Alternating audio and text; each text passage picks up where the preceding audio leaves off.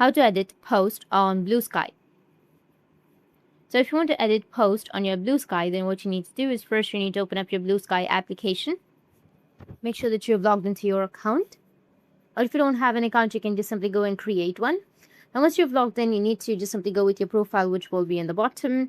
Now I'll just simply go and write a post right here.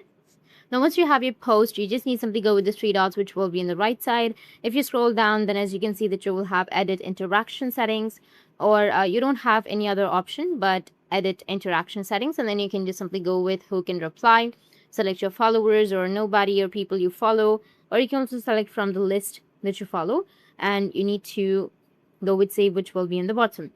But you won't be able to edit the post on Bluesky because you don't have that option yet. You only have the post interaction settings.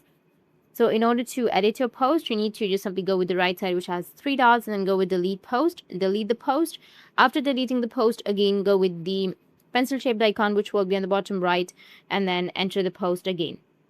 Enter the text again, and then go with post, which will be in the top. That's how you can edit, and if you have any questions, feel free to comment below. Thanks for watching.